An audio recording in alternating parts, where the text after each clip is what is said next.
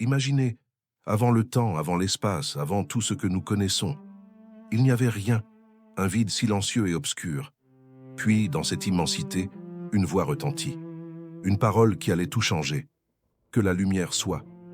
Et la lumière fut. D'un seul coup, l'obscurité a été vaincue. C'était le tout premier jour. Dieu sépara la lumière des ténèbres. Il appela la lumière jour et les ténèbres nuit. Un premier soir, une première aurore. Le commencement de tout. Le deuxième jour, Dieu tourna son regard vers les eaux qui recouvraient tout. Il dit qu'il y ait une étendue entre les eaux pour les séparer. C'est ainsi que le ciel est né, une voûte majestueuse au-dessus du monde, séparant les eaux d'en haut de celles d'en bas. Un dôme bleu infini, promesse d'un monde à venir. Puis vint le troisième jour. La voix divine ordonna que les eaux qui sont sous le ciel se rassemblent en un seul lieu et que le sec paraisse. Immédiatement, la terre ferme émergea, formant les continents et les îles. Mais une terre nue ne suffisait pas. Alors Dieu commanda à la terre de produire de la verdure, des herbes portant de la semence et des arbres fruitiers. La vie végétale explosa en une symphonie de couleurs et de formes, préparant le terrain pour les merveilles à venir. Le quatrième jour, Dieu décida de parer le ciel. Il créa deux grands luminaires, le soleil pour présider au jour et la lune pour présider à la nuit.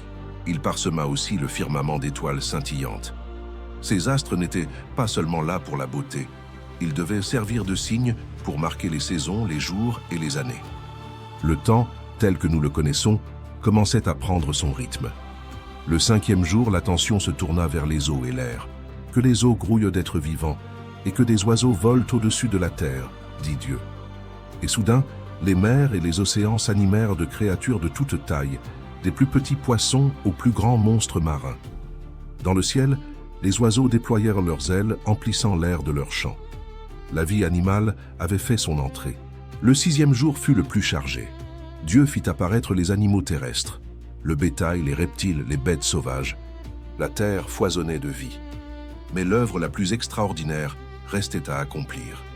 Dieu dit « Faisons l'homme à notre image, selon notre ressemblance ». Il forma le premier homme, Adam, à partir de la poussière de la terre et lui insuffla le souffle de vie. Puis, voyant qu'il n'était pas bon que l'homme soit seul, il créa la femme, Ève, à partir d'une côte d'Adam. Ils étaient le couronnement de la création, destinés à prendre soin du monde magnifique qui les entourait. Dieu les plaça dans un jardin merveilleux, un lieu de perfection et d'abondance appelé Éden. Là, tout était harmonie. Les animaux vivaient en paix, les arbres offraient leurs fruits délicieux, et la présence de Dieu était palpable. Adam et Ève vivaient dans une innocence pure, en parfaite communion l'un avec l'autre et avec leur Créateur. Finalement, le septième jour arriva. Dieu contempla tout ce qu'il avait fait et vit que cela était très bon. Son œuvre était achevée.